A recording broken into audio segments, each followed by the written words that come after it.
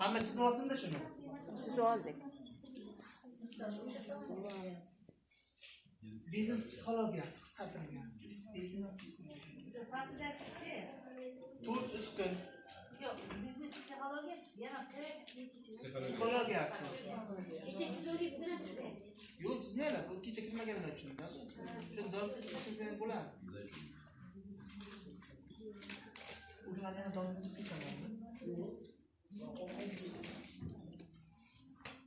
Har bir ishxonani o'zining ish rejimi, ish sistemasi bo'ladi-da. Bankka borsangiz ham o'zining sistemasi bor, bank yo'nalishi. Assalomu alaykum, kechirasiz. Men o'qning kimniki? Darozdan tayyor turibdi-ku. Bizdan emasmi? Faqat Inamarga kelibsiz. Inamarga bizlar.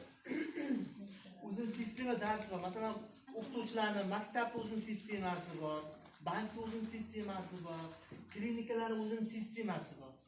Klinikga xuddi shunday o'zining sistemasi bor, ish rejimi bor. Mana bu siz, agar siz mana shu sistemaning ichida yursangiz, chetdan keladigan har qanaqa negativ savollarga javob bera olasiz, komanda ham qila olasiz. Bu sistemadan chiqib ketgan bo'lsangiz, mana siz sistemaning ichida yo'qsiz. Odamlarning negativ fikrlariga, tushkunlikka tushib qolaverasiz. Sistemadan chiqib bo'lgan bo'lsangiz. Bizlar sistemaga kirib bo'lganmiz, liderlar, ustozlar. Shuning uchun har xil videolar tashlaydi. Masalan, hozir ko'rasizlar, bloglar video tashlayapti. Kimga taklif qilgan bo'lsangiz, mana bu videoni ko'rdingmi deb o'ziga qaytarib tashlaydi. Ular kimlar o'shalar negativ fikrga tushib qoladi? Mana sistemadan chiqib ketgan. Biz ham 1000 ta odam tashlasa, biz sistemadan chiqmaganmiz, shuning uchun ularni qayerga kelib qolganimizni bilamiz. O'shancha odamlar negativ fikrga tushmayapti, chunki sistemaga kirib bo'lganmiz bizlar.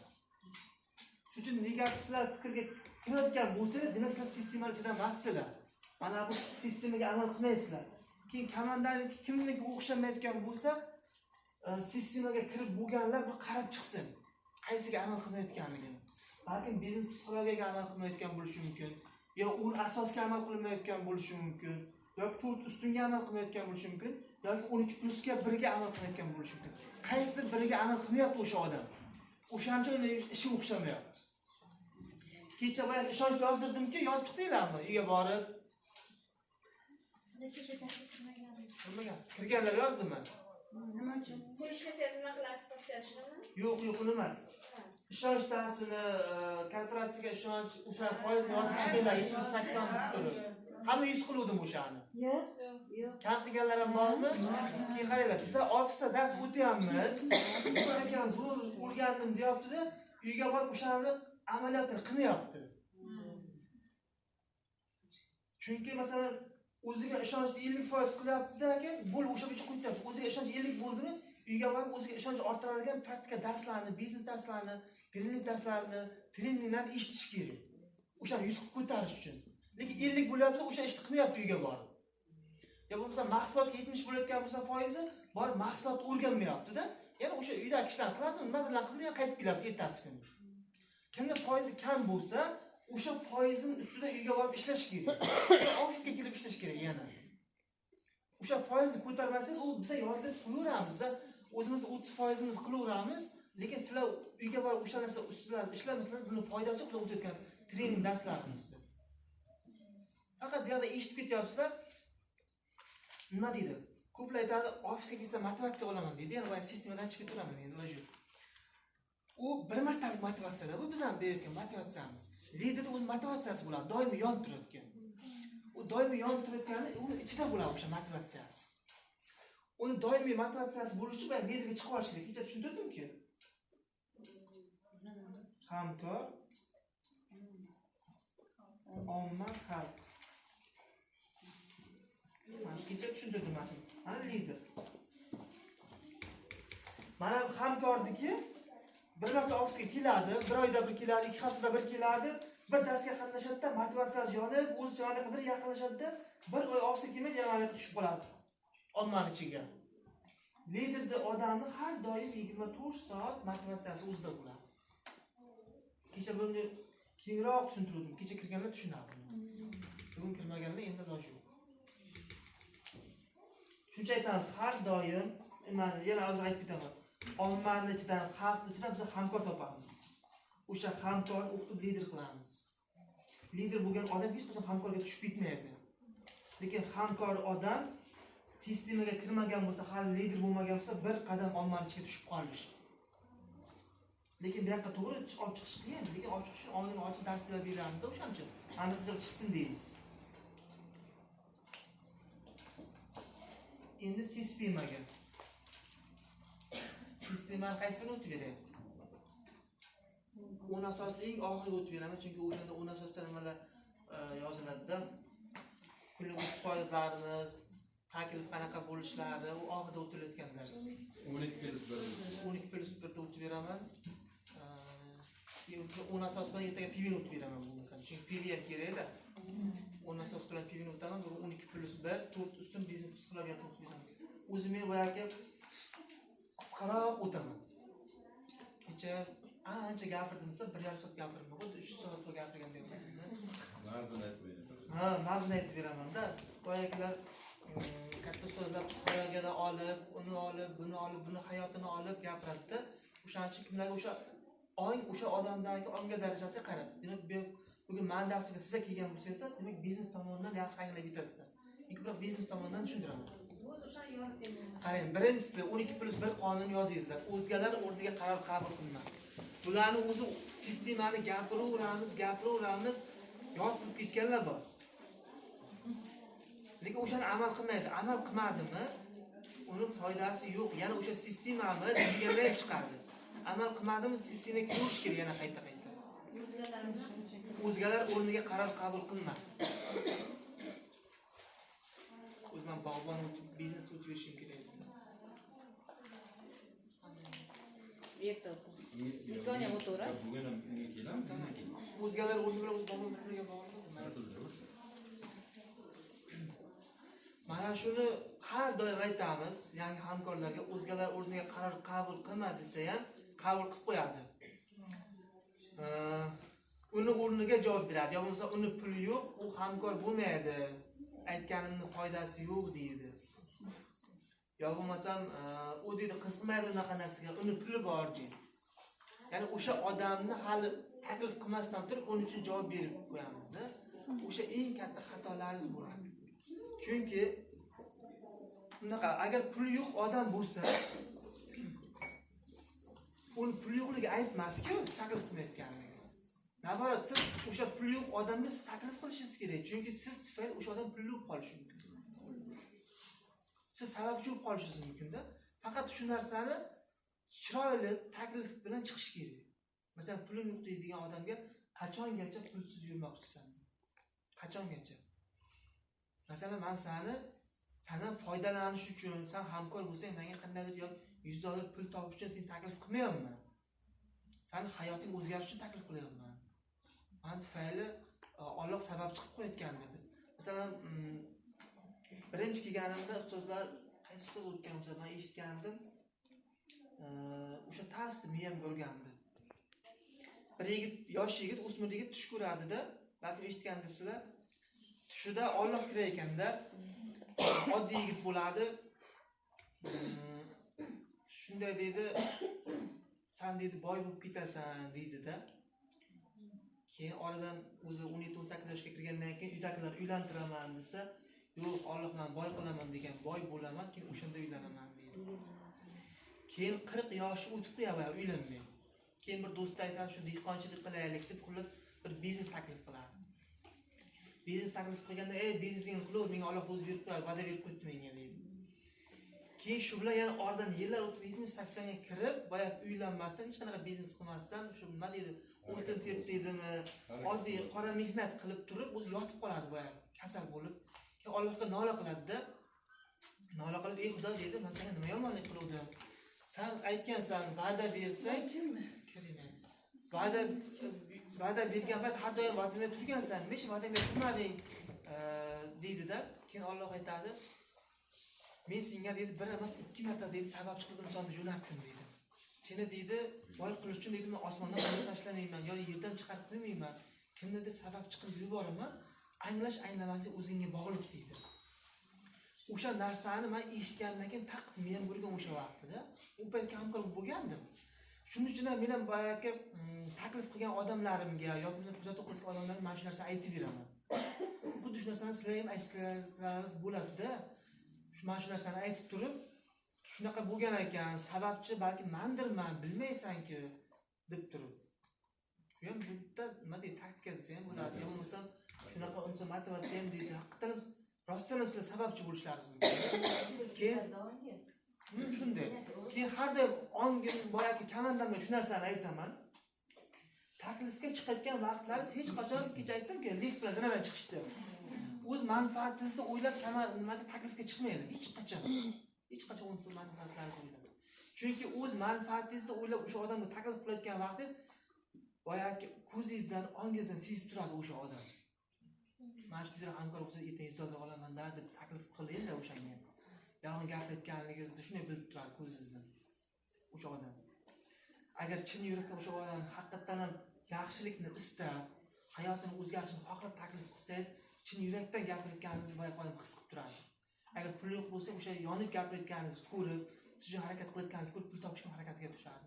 Agar o'sha 10 manfaatingizni qo'ylab taklif qilsangiz, o'zi ko'rib turib basharasidan deydi. Mendan deydi, foydalanayotganligim deydi.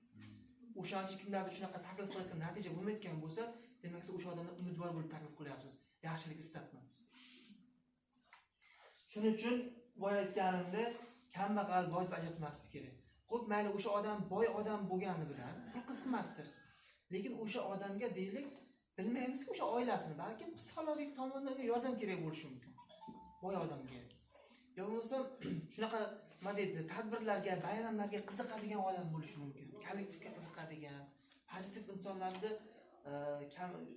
insonlarga qo'shilib qolishni xohlar, balki faqat puli bordir-da, uy bekasi bo'lishi mumkin. Qanaqa qaysi tomondan o'sha odamga, ya'ni o'sha odam psixologiyasini o'rganish kerak-da, unga nima kerakligini. Ko'plar pul qiziq bo'lmagan odamga ham zo'r daromad, past dohodga chiqasan deb noto'g'ri yo'nalishda taklifga chiqib ketadi-da. O'sha ham xatoda, o'sha psixologiyasini bilib aytish kerak. Masalan, uni asosga o'tib ketamiz. Qisqasi shuni tushunarli bo'ldi, o'zgalar o'rniga qaror qabul qilmaslikdir. Boy kambag'al deb ajratmaslik kerak, puli bor deb ajratmaslik kerak, taklif qilib bitirish kerak. Shu. Keyin sponsor hamisha haq, ikkinchisi.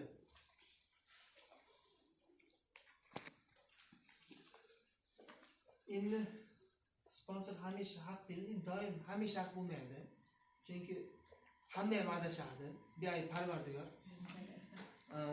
Endi bu yerda hamisha haq demaymiz-u, deyarli haq deb ketamiz. Haqroq bizga nisbatan. Chunki siz bosib o'tgan yo'lda ustozlar avval bosib o'tganda qayerda chuqurlik borligini sizdan ko'ra yaxshiroq biladi-da. Shuning uchun ham o'sha men o'tgan bosib o'tgan qiyinchilikda yo bo'lmasa noto'g'ri qilgan taktikamni, noto'g'ri o'tgan prezentatsiyamni, noto'g'ri o'tgan taqdimotimni men komandam shunaqa qilmasin deb turib, sizlarga to'g'ri yo'llanishni aytadi. Lekin ko'plar o'sha narsani noto'g'ri tushunadi-da, o'zini bilimdonligi bilan, ko'chadagi bilimi bilan, yo bo'lmasa o'qituvchiligi bilan, o'zini yangi ong darajasi bilan eshitib ketadi-da, ancha vaqtini yo'qotadi. 3 oy, 4 oy vaqt o'tadi-da, keyin kalasi taq nimaga tegandan keyin harakatga tushib qoladi. Endi ustoz bilan harakatga nima deydi? Ustoz ham deydi, nima olishga harakat qiladi? Masalan, bekor vaqtini yo'qotadi, 3 oy, 4 oy o'shanda. Kecha aytdimki, menga hech kim o'tir, mana bunaqa nomlar ro'yxatini yoz, maqsad yoz aytmagan. 2 oy kelib ketganman ofisga. O'sha vaqtda kimdir menga o'tir, mana bunaqa san nima kelib ketyapsan, 9 million oyligini tashlab kelgansan. Nomlar ro'yxatini yoz deydigan shunaqa bo'lmagan, men o'tib ketgan. Endi sizlarda unaqa emas, chunki ustozlar ko'payib ketdi. Shuning uchun hamkor bo'ldingizlarmi? Nomlar ro'yxat yozdirib, ustozga yopishinglar. Sponsorga, ya'ni. Nomlar ro'yxat yozib, keyin endi hozir aytgan gaplar ba'zi liderlar ham bor-da, bu yoqda o'sha liderlarga ham tegishli. Yangi hamkor bo'lgandan keyin o'sha odamni oldingizga olib kelib olib, o'tirg'izib olib, gaplashing o'sha odam bilan. Nima uchun hamkor bo'lganligini. U iste'molchi bo'lish uchun hamkor bo'ldimi? Sayohat uchun hamkor bo'ldimi? Tasib dahatga chiqish uchun hamkor bo'ldimi? Qisqasi bilinglar. Komanda qilish niyati bo'lsa, sayohat qilish niyati bo'lsa, pasib dahatga chiqish niyati bo'lsa, bo'lmasa bo'ldi, qo'lni qo'lga berib ishlaymiz. Men nima qilsam shu ishni qilishga tayyormisan? keladigan barcha qiyinchiliklarga tayyormisan deb turib, o'shanga kerakli bo'lgan barcha ma'lumotlarni, darslarni o'rgatish kerak-da, o'n asosida berish kerak, o'n asosida qayta-qayta o'qishlaringiz kerak. Har kuni 1 soat kamida. Qarasanglar, o'n asos orqasiga 40 ta negativ savolga 40 ta javob bor. Shundan ham bemalol odamlar savoliga javobni bilib olsanglar bo'ladi, o'shani o'qib turib. O'shani qayta-qayta o'qish kerak. Qisqasi, yangi hamkor bilan gaplashib olish kerak, uni ichini ochish kerak-da. Siz u balki psixologiya uchun kelgan bo'lsangiz, siz faqat unga pul haqida, odam haqida, taklif haqida gapiraversangiz. U o'sha odamni nima deydi? Gerinlikdan bezdirib qo'yasiz-da. Odam olib kelsa, u faqat demak odam tashib biznes ekan deb o'ylab qoladi, yangi hamkor. Har xil narsa tushunib qoladi. Shuning uchun o'shani oldin liderlar ongini, ya'ni ichini kavlab, dardini bilishga harakat qilish kerak. Masalan, yangilar bu yoqda eshityapti. Yangilar sizga to'g'risini aytib kerak, yangilar. Shunchaki aytdimki, nima maqsadda kirgansizlar? Maqsad uchun kirgansizlarmi? O'zlariga savol beringizlar. Keyin orzu maqsad yozdiramiz 10 ta. 10 ta orzu maqsad yozadi-da, 5 ta odamdan yo'q degan javob olgandan keyin boya orzular esdan chiqib ketadi, bu meni ishim emas ekan deydi. Tushkunlikka tushib qoladi. Biz nima orzu maqsad yozdiramiz? Saidnur Davlat bitta gapi bor-da, tarmoqlar marketingga kirgan payting deydi, kamida 100 ta yo'q degan javobga tayyor tur degan. Kamida 100 ta yo'q degan javobga.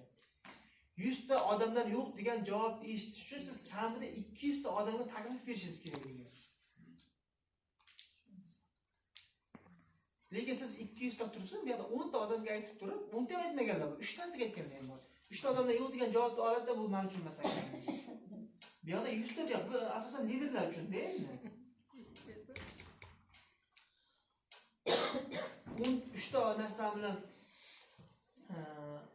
ustozlar nima uchun ustoz bo'lib katta komanda qilib ketgan, o'sha yo'q degan javoblarga shakllanib shu darajaga keladi. O'sha ustozlar boshida kecha boyagi o'sha universitet ofisdagi qanday ofislarga taklif o'tganlarimiz kecha tushuntirib berdik-ku. Biz ham yo'q degan javobni olganmiz. Hozirgacha yo'q degan javobni eshitamiz. Hammaga qalbga turmay, chunki o'sha odamni bilmaymiz, onga tayyor emas shu narsaga. Xafa bo'lishni undan kerak yo'q. Kecha aytdimki, qul hojasidan xafa bo'ladimi deb kecha aytdim. Xafa bo'lmaydi. Xuddi shunday xafa bo'lish kerak emas. Buni oddiy eshitib qabul qilinglar. Yo'q degansa o'sha o'ziga yo'q deyotgan bo'ladi. O'ziga yo'q deyotgani ko'p narsa o'zi ma'qul bo'lyapti-da. Sayohatga o'zi yo'q deyapti, passiv dohodga o'zi yo'q deyapti. Mana shunaqa biznes treninglarga o'ziga yo'q deyapti. Siz nima xafa bo'lasiz o'ziga yo'q deyotgan bo'lsa? Keyin aytdim, kecha xafa bo'lyapsizmi, demak o'sha odamdan manfaat kutayotgan bo'lgansiz. Manfaat kutgan odam o'sha odamdan xafa bo'lmaydi. Tushunarli bo'ladi demak. Sponsor hamisha haq degan. O'sha ustozga yopishadi. Keyin ustozni masalan bitta taktika aytadi.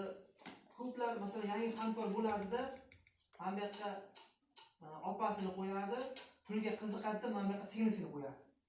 Lekin ustoz aytadi o'sha vaqt, opa singillarni bo'lmaylar, opa singillarni butunga qo'yinglar deb maslahat beradi. O'sha sponsor hamisha aqliga shunda. Lekin siz o'zboshimchalik qilasiz, menga pul kerak hozir, kreditni yopishim kerak. O'sha mol qo'yib olishim kerak, nima qilishim kerak, tilla olishim kerak deydi-da, opani menga qo'yib yuboradi singilni. Pul bilan 426 ming olish uchun. Ertaga nima bo'ladi? Mana opa singil bir-biriga qarama-qarshi komanda bo'lib qoladi. Opa singil talashadi endi xolani, ammani. Bu ham bitta mana sponsor hamisha haqligining bitta nimasi, isboti-da. Shuning uchun odam qo'yayotganda ham har doim ustozlar bilan maslahatlashinglar. Yangilar. Mana qarindoshim bitta tomonda. Ya bo'lmasam qarindoshlar ba'zida ishxonani bo'lib oladi, o'qituvchilar. Mana bitta o'qituvchini qo'yadi, mana bitta o'qituvchini qo'yib qo'yadi. Ikkita o'qituvchi o'sha ishxonadagi odam talashadi. Menga o't deb. O'sha komandasining parokanda bo'ladi, hech qachon o'smaydi. Bilib qo'yinglar, odam talashgan joyda komandangiz kelmaydi odam. Shuning uchun masalan kimga taklif bo'lyaptimi, siz talashsiz o'sha odam ikkalangizga ham bo'lmaydi. Talashayotgan bo'lsangiz, menga o't deb uni siz bunga yomonlaysiz, uni u bo'lmaydi, uni komandasi unday deydi. U keyin sizni yomonlaydi. Boyagi o'rtadagi odam, bu odam talash biznesi ekan, ikkalasi ham bir nima ekan, ikkalanga ham bo'lmayman deydi keyin. Shunday. Hech qachon o'shaning uchun boshqa komanda odam taklif qilayotgan bo'lsa, o'sha komandani yomonlamaydi. bo'lmaydi deb. Shunchaki aytib qo'yinglar, birga ishlasak birga ishlardik. Bunaqa lekin yomonlamaydi. Uni fikrini o'zgartirib, o'z manfaatingizni ko'zlab bir narsalarni ichingizdan to'qib, yo bo'lsam pul beraman, bir narsa qilaman, 3 million beraman, 2 million beraman deb kerak emas unaqa narsa. Tushundingizlar, demak, hamisha haqli ekan. Ustoz o'sha darsga kelinglar deyaptim, darsga kelinglar. Sistemaga kiringlar deyaptim, sistemaga kiringlar. Chunki sistemaga kiring deyaptimi, demak siz sistema eshitishingiz kerak. Bilimingiz sistema eshitishga nima deydi, zarur.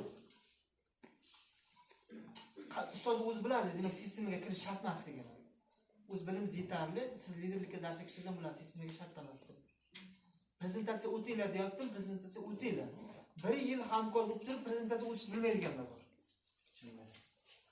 To'g'risida 1 yil, lekin kamida 200 ta. U kamida o'sib ketaveradi. Lekin boya nima deydi? Passiv dohodga katta nimalar chiqmaysa, kamida to'xtab qoladi 200 ta bilan. Kecha ham aytdim shu gapni. Kamida to'xtab qoladi. Liderlikning eng birinchi kecha gapni sekin-sekin aytib o'taman-da, birinchi narsa taqdimot o'rganish. Ustozlikni, liderlikni eng birinchi mas'uliyati taqdimotni o'rganish. Ikkinchisi sistemani gapirish. Keyin u yog'i chiqib kelaveradi, yana qayta o'zsiz ishlaganingizdan keyin. Shuning uchun birinchi taqdimot o'tish o'rganinglar. Aytdimki, hech kim menga taqdimot o'tishni o'rganman demagan, daftarini tutmagan, o'shaning uchun 2 oy vaqtim ketib ketgan hamkor bo'lgan payt faqat ortga kelib yurganman. Biz qilgan xatoni qilmanglar demoqchiman. Chunki mendan hech kim so'ramaganimda taqdimot o'tdi. Faqat kelardi, eshitib taqdimot chiqib ketgan yana.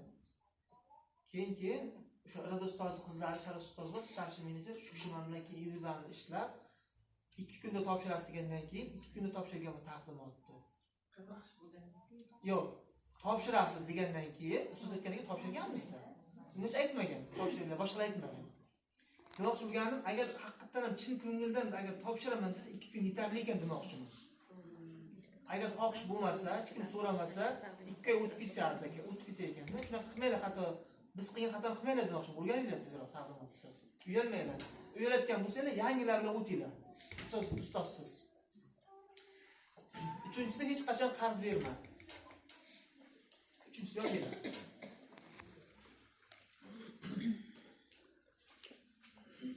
Hech qachon qarz berma.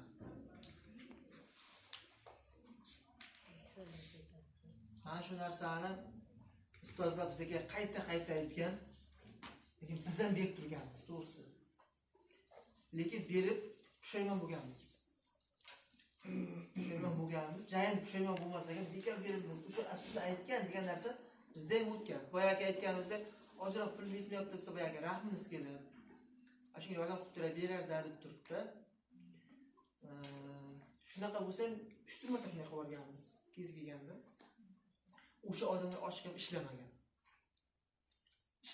Pul berganlarimiz. Chunki bilinglar, pul ichidan chiqmagan odam hech qachon 100% harakat qilmaydi. Birinchidan. Chunki starsda pul kuymagan. Aytadi, u ishlamaydi emas. 5 ta odamga aytadi, yo'q degan javob eshitgandan keyin men qila olmadim deydi. Bo'ldi. Boya ayni raqam qolib ketadi, boyasi familiyasida. Uni birovga o'tkazib bo'lmasa. Shuning uchun haqiqatan ham nima deydi, chin ko'ngildan ishlash niyati bo'lgan odam, maqsadi bo'lgan odam o'sha pulni topadi. Har qisqadan xohlasa o'sha pulni topadi. Masalan, farzandi o'sha qo'li to'g'rilib unaqa bo'lmasa, qo'li sinsa yo nimadir bo'lsa, ertadan topadi, kimdan bo'lsa ham. Nima uchun kishining xohish bo'lganligi uchun. Demak, bunga bahonasi deyaptimi, pul yo'q, 1 millionim bor, 2 millionim bor deyaptimi, demak hali maqsadi kuchli emas o'sha odamning. Masalan, ko'ryapmizki, maqsad kuchli bo'lgan odam masalan tillasini sotyapti. Nimadir qilyapti, emas qo'shilish uchun. Demak, uni maqsadi kuchli o'sha narsa, xohishi bor.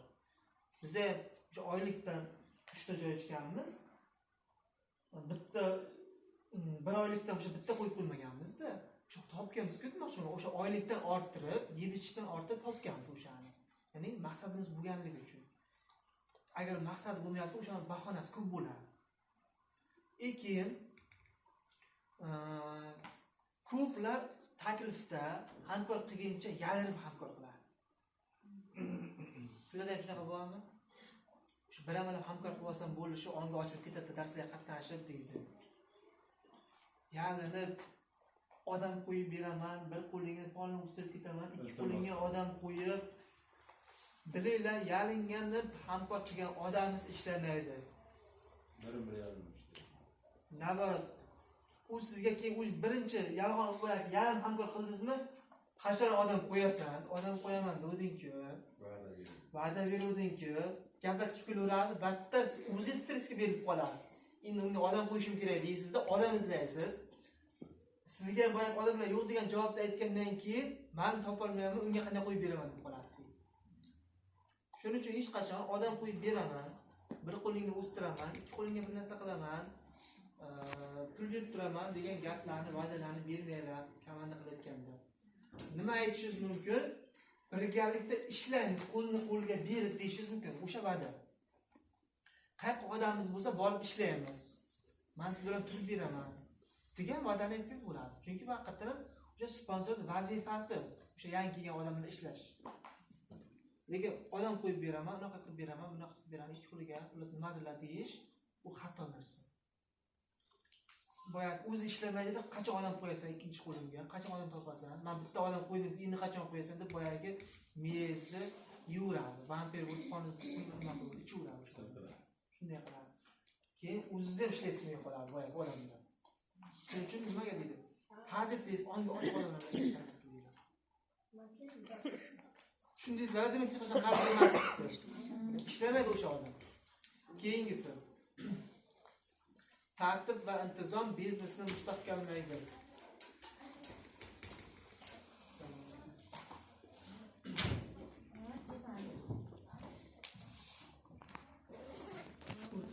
Tartib va intizom biznesni mustahkamlaydi. O'zi bunday qarab, o'sha sistemaga darsga kirgan odamlar qarab chiqsa, hammasini o'zi gapida javobi yozib qo'yibdi. Boshida yangi paytda bir eshitib tushunmaslik mumkin. Qayta-qayta darsga kirgan odamlar buni u bitta o'qigandan o'zi nima demoqchiligini o'zida javobini tayyor yozib qo'yilgan. Hozir aytibdi, tartib va intizom biznes mustahkamlaydi. Qaranglar. Ko'p odamlar ishlashda noto'g'ri taktika qiladi. Masalan, boshida shunaqa ham bor. Kirgan payt bitta ishlarda zo'r motivatsiya olib, ya'ni hamkorlar. Uncha odam hamkor qilayman, buncha odam hamkor qilayman deydi, shunday pozitiv bo'lib ishlab ketadi-da. 80% reja deymiz-ku. O'shani teskari qilib qo'yadilar. 20% bizdan harakat.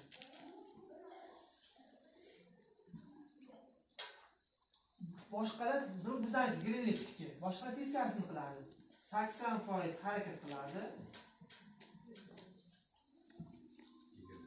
20% reja qiladi. Ana bu odam nima qiladi? Bu olishda biz nomlar ro'yxat yozamiz-ki, keyin 5 taklif qiling, yo 3 taklif qiling, klinikga rejamiz bor. Shuni noto'g'ri qiladi-da 10 ta, 15 ta qiladi. Hech narsa qilmaydi. Ya'ni no'xshaganib sizni harakatingiz juda ham kuchli bo'lib ketsa, har bir ishdan charchaganda grinlikdan charchaysiz. Ochiq gap. Boyagi charchatadi bu ham. Chunki tarmoqli marketingda shunaqa narsa bor-da. 3 yilda deymiz, passiv dohodga chiqamiz deymiz haqiqatdan. Nima evaziga 3 yilga chiqamiz, nima uchun qisqartirilgan?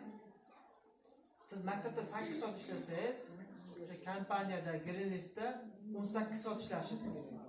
O'shaning evaziga 3 yil. Ya'ni harakatingiz, rejangiz prosta o'sha davlat ishiga qaraganda ko'proq qilasiz. Shuning evaziga vaqt siz 3 yilda erishyapsiz. Maktabda 30 yil vaqtingiz ketsa, bu yerda 3 yil ketadi. Lekin bu yerda harakatni vaqt, ya'ni Greenleafga bo'lgan e'tiborda vaqtini ko'proq qilish kerak. 18 soat, 20 soat. Shuning evaziga siz 3 yilga passiv dohodga chiqasiz.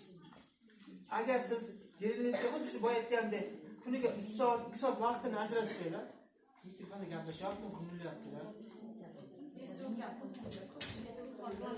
Fikrim bo'linyapti-da, esida tushib ketyapti.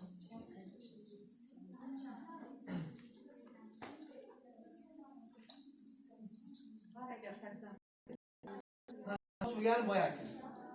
Agar greenliftda ham shunday, greenliftga vaqtingiz 2 soat, 3 soat vaqt ajratsangiz, xuddi o'qituvchi aytganimda, uchirga pastga toqqa chiqmaysizlar, 15 ga chiqasizlar.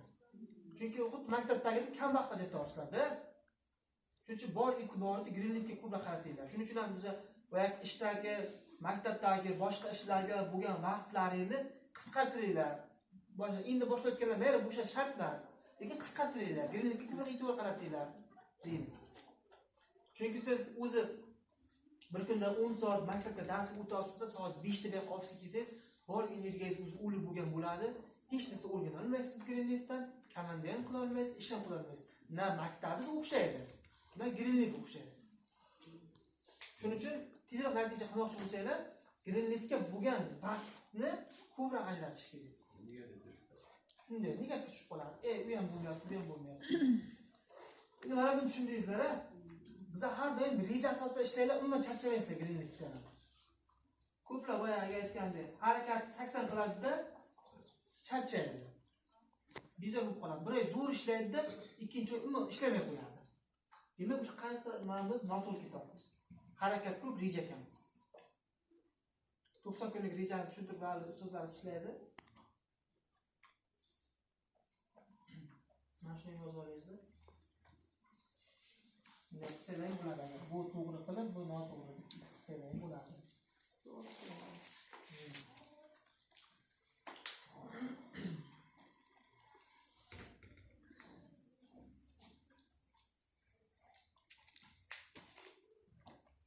Tartib bilan ishlasangiz biznes o'xshaydi-da. Bu tartib va intizom boyagiga ham o'xshab ketadi. Taklifda ham o'xshaydi. Noto'g'ri takliflar qilib ketasizda, tartib buzilyapti, o'zi ko'ryapsizmi? Tartib buzilyaptimi? Demak, ishingiz ham bo'sha greenliftdagi yo'qda mustahkamlaydi degan ma'nosi, komandangiz mustahkamlanmaydi. Har tomonlama o'sha taklifda ham, taqdimotda ham to'g'ri qilayotgan bo'lsangiz, demak komandangiz shakllanadi, mustahkamlanadi. Nimadir o'sha tartib bo'lmayaptimi komandangizda, demak u komanda o'xshamaydi, mustahkamlanmaydi demoqchiman. Keyingisi pul sahnada 5-inchisi.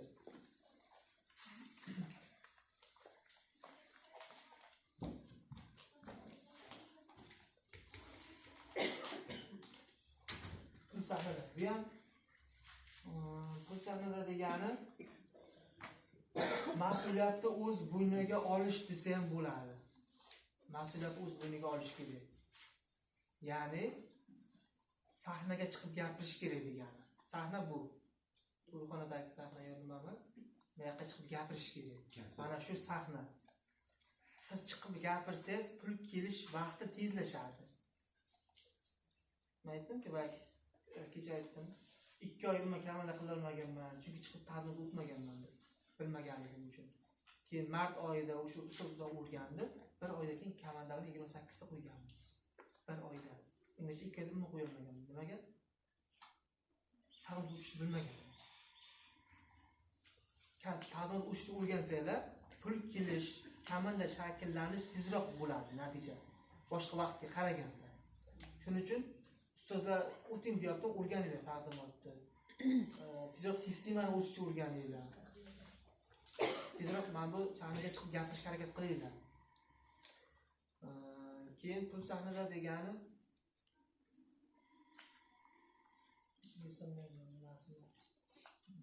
pul oqimini baytini tezlashtiradi shu. Shu gaplarga shu yetarli. Keyingisi hamma gap imijda.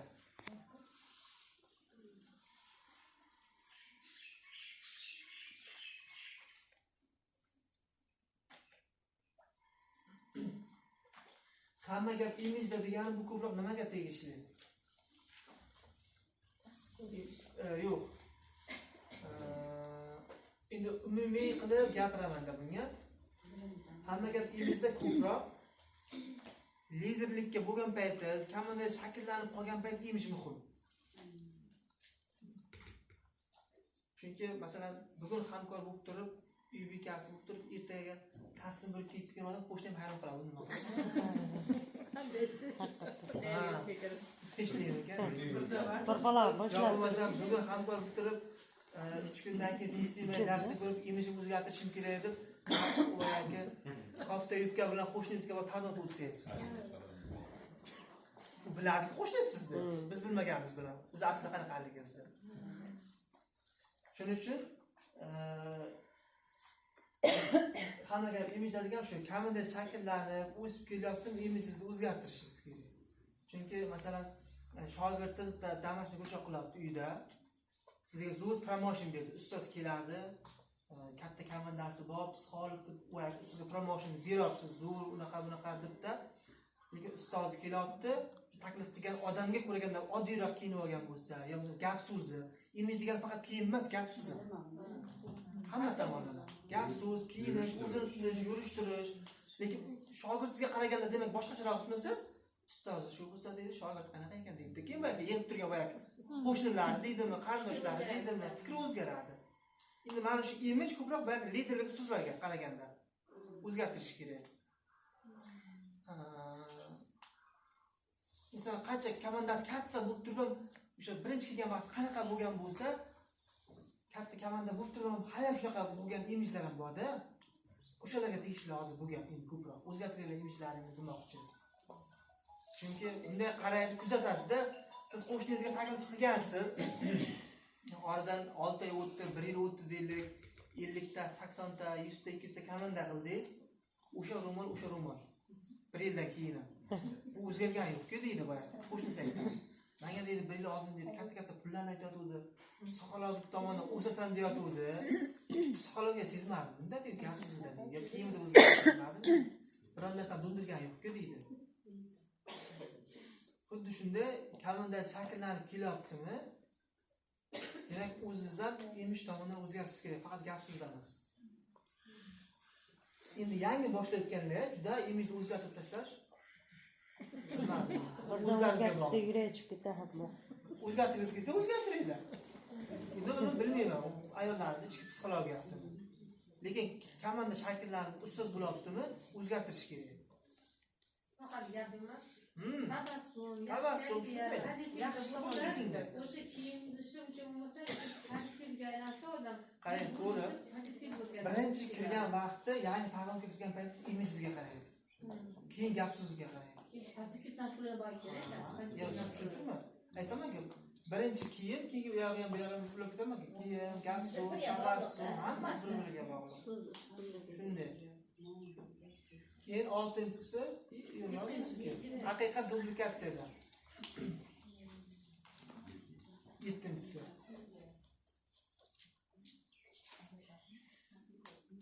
Hamma gap imijda, keyin yana bitta qo'shimcha qilsa bo'ladi, munosabat. Munosabatni o'zi tarmoqli marketing biznesi, munosabat biznesida munosabatni juda chiroyli qilish kerak. Agar hamkorlar bilan ham, takliflar bilan ham munosabat agar kuchli o'rnatmasangiz, komanda qilish qiyin, ochiqcha. Munosabatni juda chiroyli qilish kerak. Hozir odamlarga bunday olib qarasa, 4,700,000 pul emas-da, ochiqcha. Eng birinchi o'rinda hurmat. Agar o'sha yangi hamkor yoki bo'lmasam taklif sizdan hurmatni ko'rmayaptimi, sizga hamkor bo'lmaydi.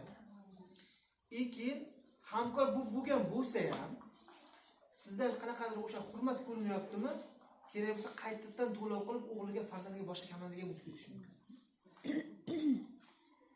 To'g'risi. Bundaylar ko'p.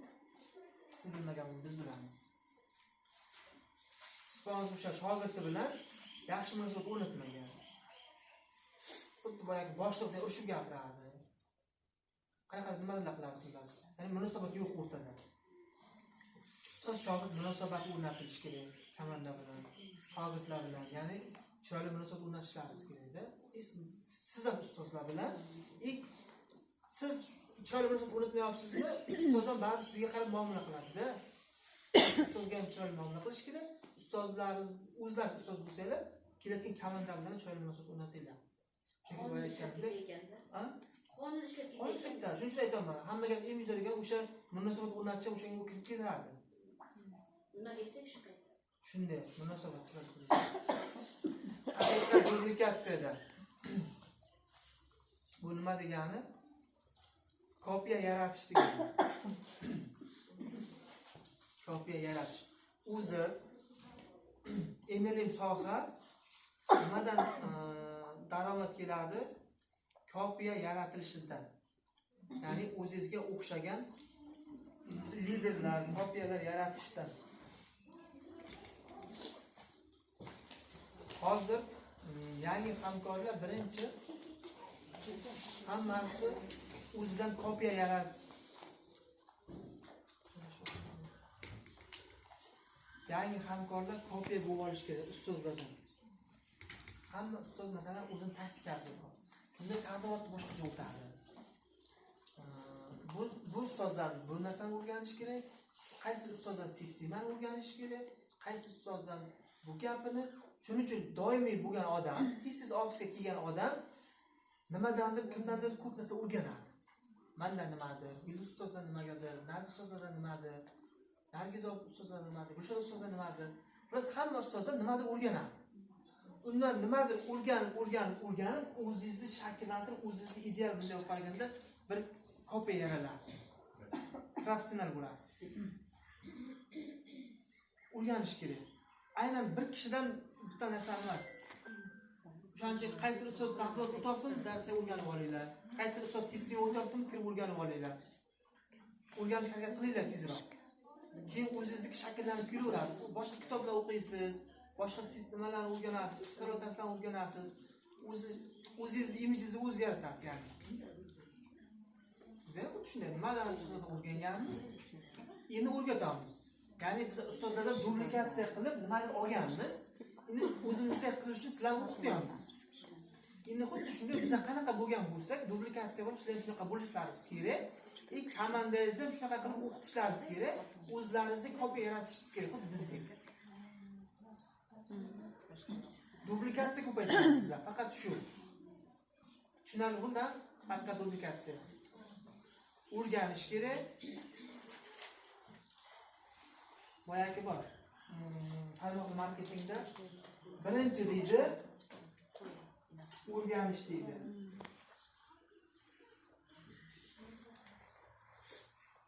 O'rganish birinchi. Keyin o'rgatish.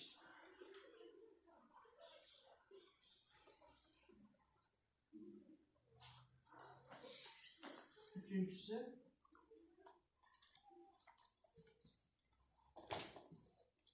o'rgatishni o'rgatish.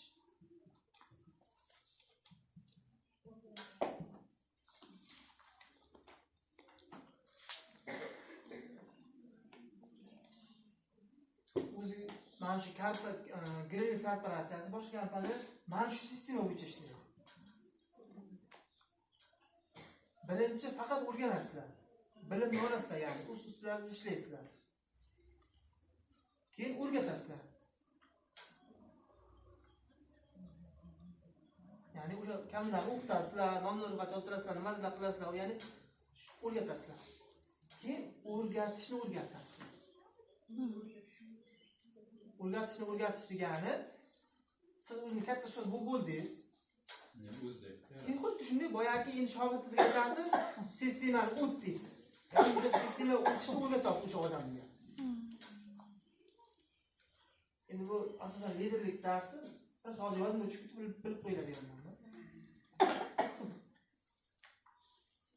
Ya'ni boyagi odam to'plash biznesi ekan degan narsa emas. Mana shu biznes demoqchiman. Tushundingizlarmi? Odam to'plash biznesi emas. Bu korporatsiyaning o'zi nimasi? Katta daromad qilishmoqchi bo'lsanglar, shunaqa komanda qilish, o'qitish. Faqat shu bo'yicha ishlaydi.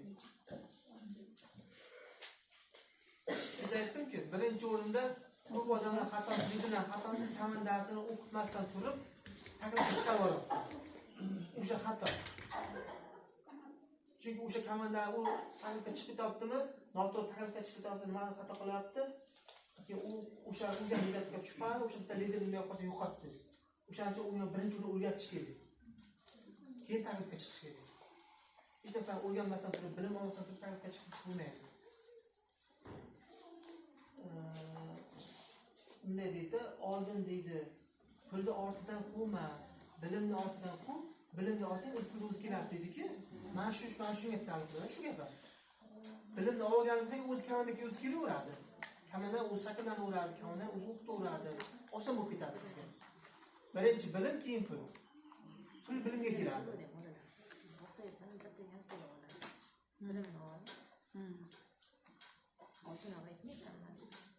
Demak, dublikasiyani ham tushundingizlar, ha? Qisqa o'tib ketaman. Keyingisi 8-inchisi avval nega, keyin qanday?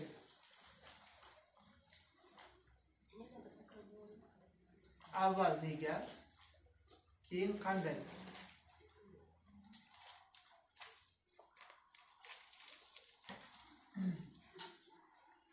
Avval nega, keyin qanday?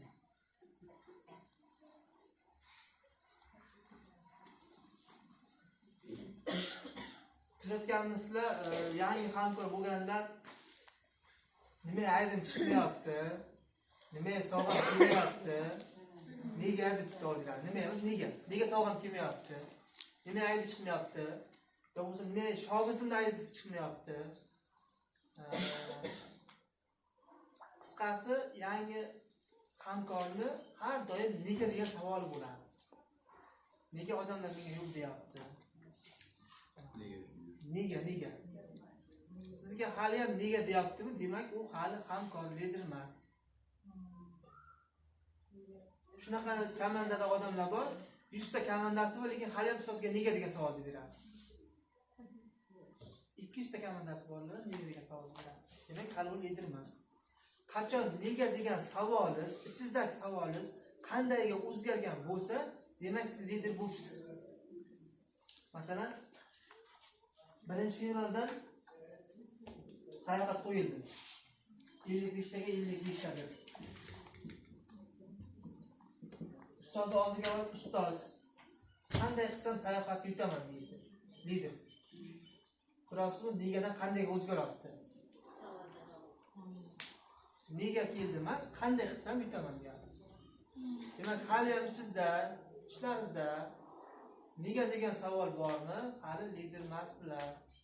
Demak, hali ham qayerga kelganliklaringizni hali anglamagasizlar, ya'ni. Nima yurganliklaringizni, nimadan ish boshlashni, nima qilishni hali anglab yetmagansizlar. Qachonki qandayga o'zgarsa, demak, sekin-sekin oldingizga maqsad qo'yibsizlar. Nimadir anglabsizlar. U odam o'zini majburlab nega yo qanday demaydi, o'zi bilmagan holda u chiqib ketadi, nega degan, qanday degan gap. Hali ham o'sha aytgandek, nega bo'lmayapti deyotgan bo'lsa, nima sog'ib kelmayapti, nima aydi chiqmayapti, 3 kundan beri aydi chiqmaydi. Sistema ishlamayapti desa, nima ishlamaydi? Biz nima deyotgan bo'lsa, demak, hali u aytdim-ku, biz boshlagan paytda biz aydi raqamimiz 2 hafta chiqmadi. Lekin ustozga nima chiqmayapti bilmagan ekanmiz. Aydi chiqmasa biz taklifga chiqganmiz. Men sizga o'xshayotgan paytda. Chunki birinchi boshlagan paytda shunaqa tez kelib turmagan-da, sovg'alarimiz ham shunaqa 2 haftalab kelmagan. Agar hozir 2 hafta sovg'angiz kelmasin. Mana Dilbar Usmonovaga men o'sha payt hayron qoldim. Qanaqa nima yutgan bo'lsa deb. Hamkor qilgan karantin bo'lib 6 oy sovg'a kelmagan. Karantin bo'lib qoldi Xitoyda. Odamlar nima deb javob bergan bo'lsa deb. Komandasiga nima deb javob bergan? Yo'q narsaga odamlar hamkor qilgan yo'q bo'lmasa. 6 oy. Agar siz o'zlaringiz qo'yingizlar, o'zlaringiz 6 oy sovg'alaringiz kelmasa, ustozlaringiz yeb qo'ysalar kerak. Nimaga kelmayapti sovg'amda? Allohning pulini qaytarib urish jarida. Mahsulotda bo'lmaganda o'shanga. Mahsulotda bo'lmagan, skrat bo'lmagan. Rossiyadan jo'natgan korobkaga 5-6 ta ketgancha, 20 ta mahsulot ketgan, 10 ta mahsulot ketgan, 30 ta mahsulot ketgan. O'sha yetgancha jo'natgan.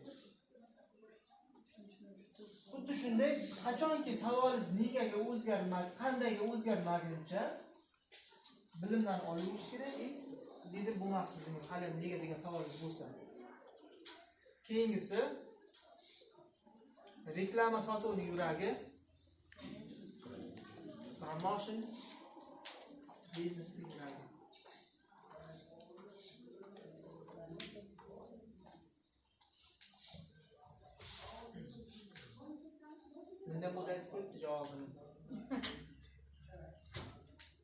reklama qilsangiz,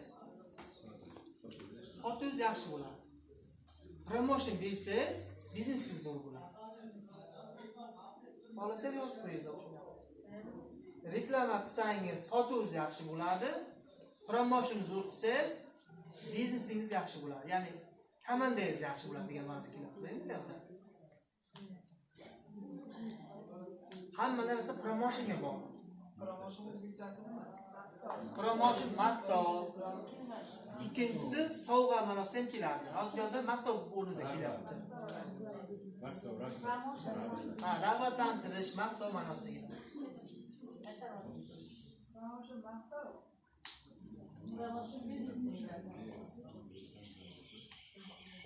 Hozir mana to'rt ustunda promotion bor, o'shanga umumiy gapirib ketaman hozir. Promotion so'z insta degan aytib kerakda, chunki ko'pchilik tushunmagan promotion. Mana motivatsiya so'zi yo'q o'zbekchaga. Lekin ham motivatsiya tushunadi-ku, lekin tushunadi. Motivatsiya qanaqa qilib yo'q motivatsiya o'zbekchasi. Keyin masalan bitta mahsulot reklama qilyapsizlar. Masalan marketda. Bu gapiryapsiz opa. Nektirsiz. Siz ko'p kirgansiz deyman sistemaga.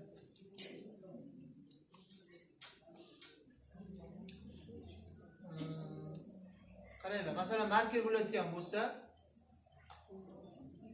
prosta mana shu reklama qilib qo'ysangiz, bitta market sotasiz. Arzon market deb qo'ying. Agar mana shu marketga promotion bersangiz, 6 oygacha yozadi. Umuman yozsangiz hech qanaqa dog' qoldirmaydi. Ya'ni o'sha marketga o'ziga promotion beraversangiz, bir dona market emas, pachka market sotasiz. Maqtov. Xuddi shunday. Endi promosionni birinchi o'rinda korporatsiyaga berasizlar.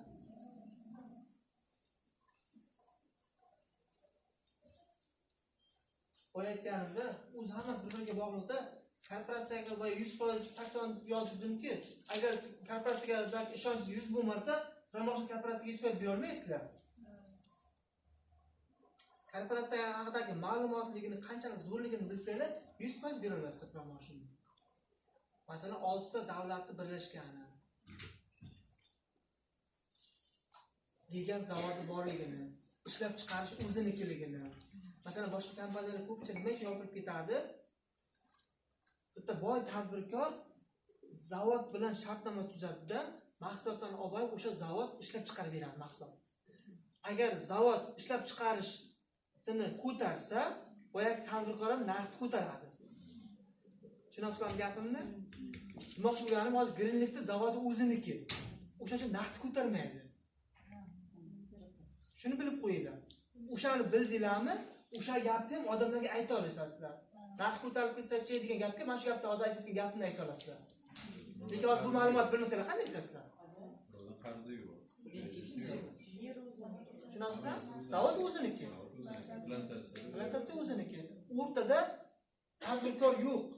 O'sha korporatsiyaning prezidenti o'ziniki. Qaysi davlatdan kredit, masalan, O'zbekistonda ham qaysi tadbirkorlar ish boshlamoqchi bo'lsa, davlatdan kredit olib qiladiki, 50% o'zi tikadi, 50% qarz oladi. O'sha zavodni ham hammasini korporatsiyaning prezidenti o'zining kissasidan qilgan, kreditsiz.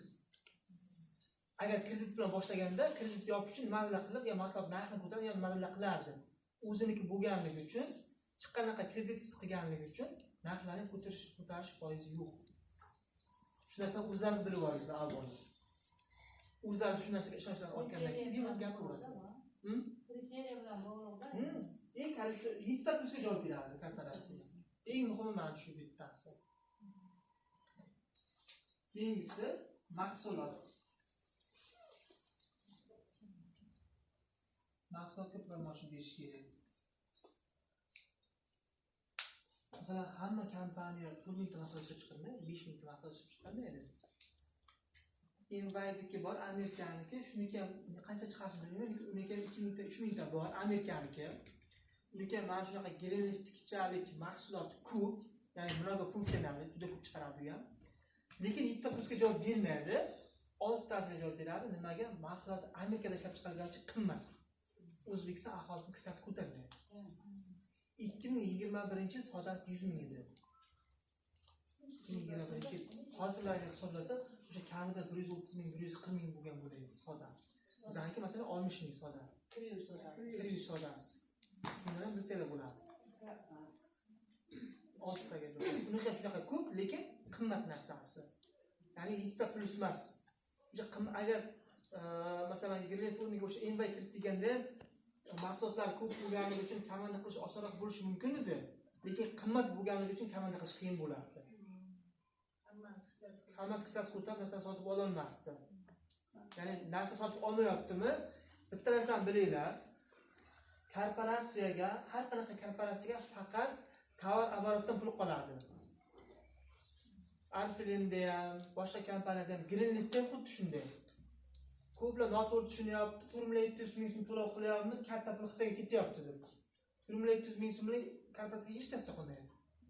Chunki soliq to'laydi, sizga daromad chiqarib beradi, sovg'a beradi, arenda to'laydi, davlatga soliq to'laydi. Qisqasi hamma pul O'zbekiston korporatsiyasi o'zida pul qoladi. O'zbekiston o'zida qoladi bu pullar. Korporatsiyaga tovar оборотdan pul qoladi.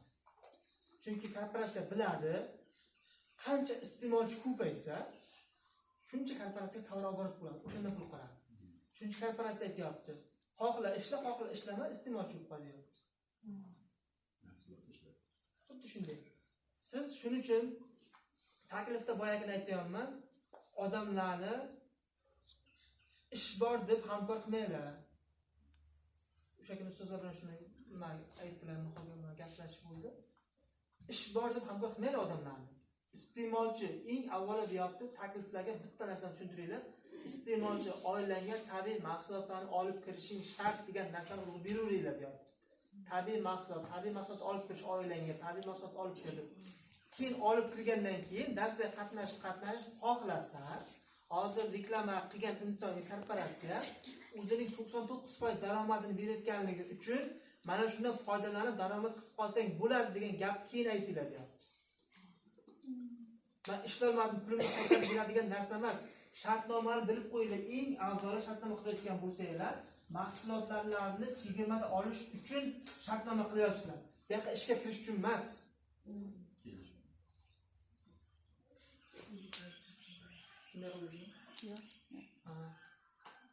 Tushundingizlarmi? O'zlaringiz ham shu narsani tushuninglar. Taklifga ham shu narsani to'g'ri tushuntiringlar. Ana bitta aytingchi. O'zir. Shartnomani eng avvalo odamlarga ish bor deb taklif qilmanglar, ish bor deb hamkor qilmanglar. Avvalo mahsulotlarni oilangga tabiiy mahsulotni olib kir, 50% chegirmada olish imkoniyatini beringlar. Oilangga tabiiy mahsulot olib kirish haqida, ximikal ishlatmaslik, u shunaqasi ham xo'jani ximikal ishlatib yuribsan-ku, undan ko'ra yarim narxida olib, tabiiysini brend mahsulot ishlab ko'r, ishlab deb o'sha ya'ni mahsulot urg'u beringlar deyapti. Keyin daromadini katta berayotganligi uchun xohlasa yaqinlaringizga, qarindoshlaringizga tavsiya qilib, reklama qilib daromad olishingiz mumkin deb turib keyin aytilayotgan gaplar ular. Ish bor deb emas. Ko'p odamlar tushunadi, ishlolmadim, pulimni qaytarib ber deydi. Shartnomada yozib qo'yibdi, mahsulotlarni chegirmada olish uchun deb. Ishga kiryapman emas. Shu narsani o'zlaringiz ham to'g'ri tushuningizlar. Odamlar noto'g'ri taklif qilyapti, noto'g'ri korporatsiya haqida ma'lumot chiqib ketyapti-da. Lekin boshqa shu narsa borchida staj ish deganlar. Qarang, staj qarang. O'sha narsadan biz aytganmiz. Hamkor bo'lgandan qachon staj ketadi? Menejer bo'lgan paytingiz 160 taga 160 ta bo'lgan vaqtda deyilgan. Biz hammaga iste'molchiga staj ketmaydi. Siz bir oyda kelib bitta zumdan past olgansiz 30 ming sizga qanday staj ketadi? Iste'molchi bo'lib kirgansiz. Qachonki reklama agenti bo'lib 160 taga 160 ta, sizlar 160 ta 160 ta bo'lgan vaqtda siz reklama agenti deyilmaysiz, iste'molchi deyilasiz. Oylikka chiqadi. Shu tushunib olinglar.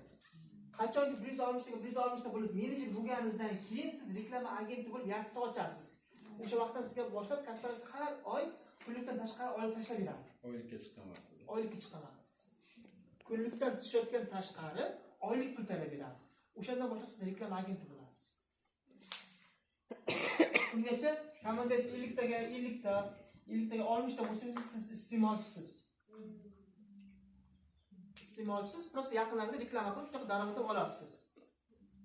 Staj ketgandan keyin haqiqiy reklama agenti bo'lib yatib ochiladi.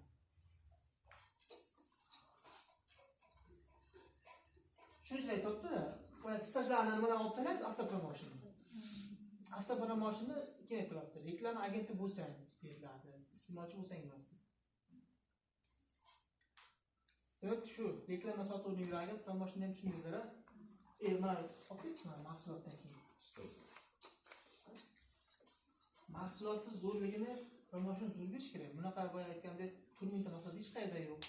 Hamyonbopligi haqida, arzonligi haqida, brend mahsulotligini, brend mahsulotlar o'zi qanchalik qimmat bo'lishini odamlarga yetkazib berish kerak. Avvalo sifatli. O'shanisi 50% chegirma olayotganligini aytdi.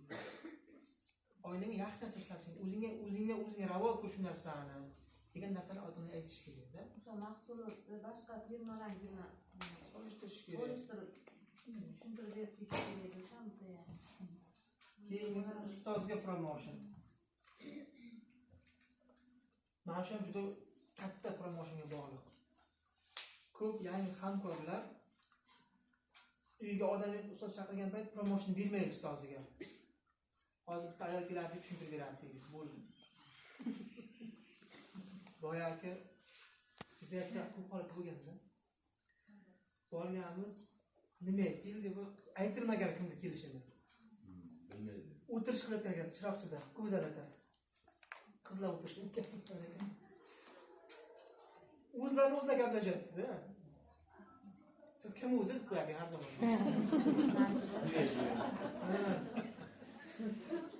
Keyin bir jahlim chiqadi.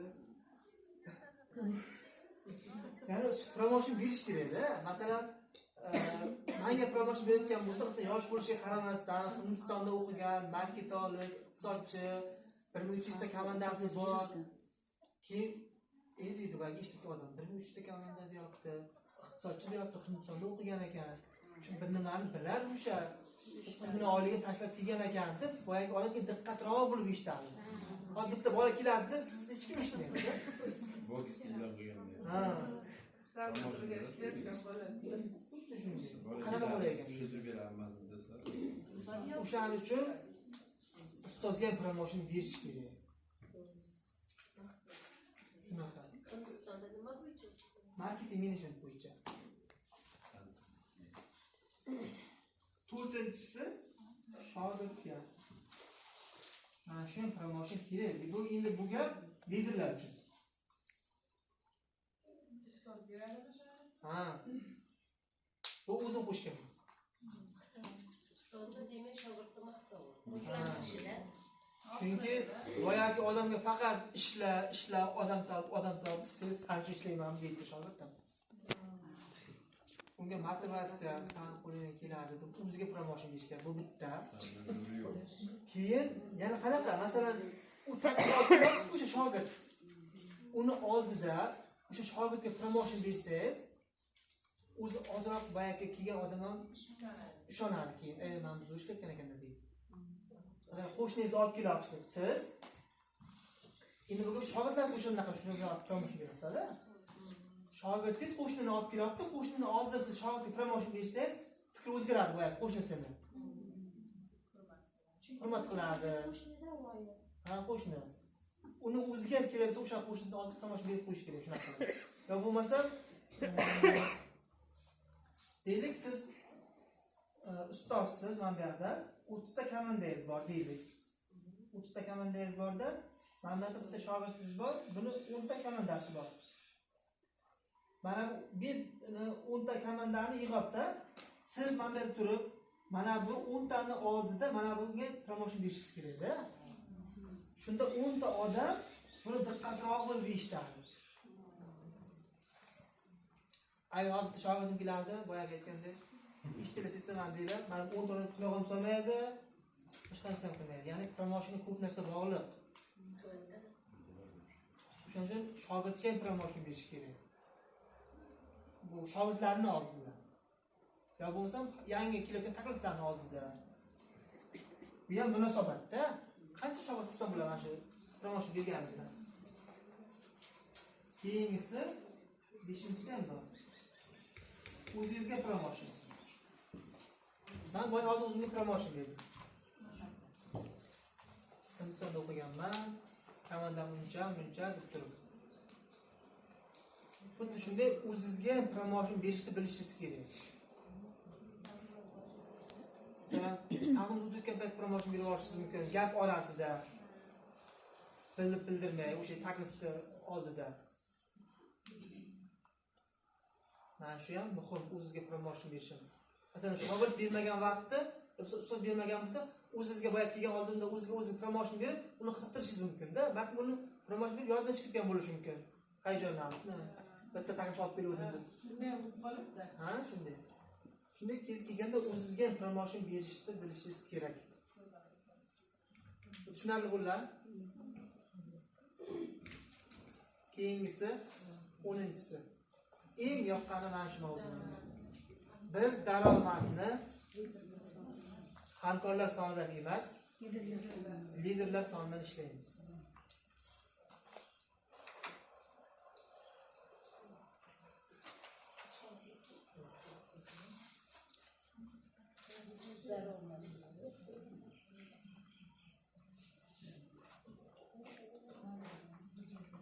Biz daromadni hamkorlar sonidan emas, liderlardan ishlaymiz.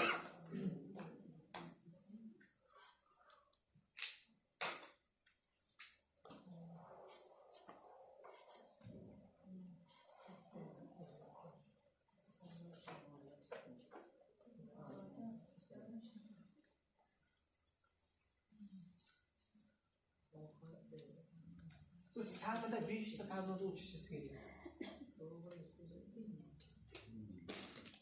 Uzunman. 500 ta taqdimot o'tsangiz, professional taqdimotchi bo'lasiz. Yo bo'lmasa 5 ta taqdimot o'tishingiz natijasida 100 ta hamkor tug'iladi. 5 ta taqdimot ichida. 500 ta taqdimot ortidan 100 ta hamkor kamida keladi.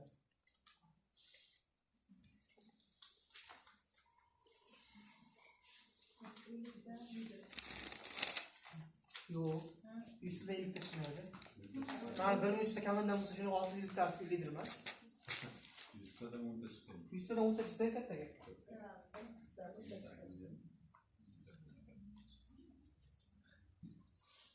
100 tadan 10 ta lider chiqadi.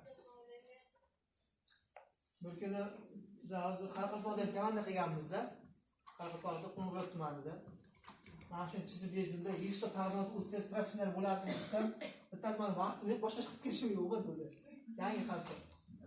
Nimani? Men dedi, ishim ko'p o'zi dedi, bunga qilayotgan vaqtim yo'q dedi-da. 5 ta taqdimot o'tishimiz kerak degan.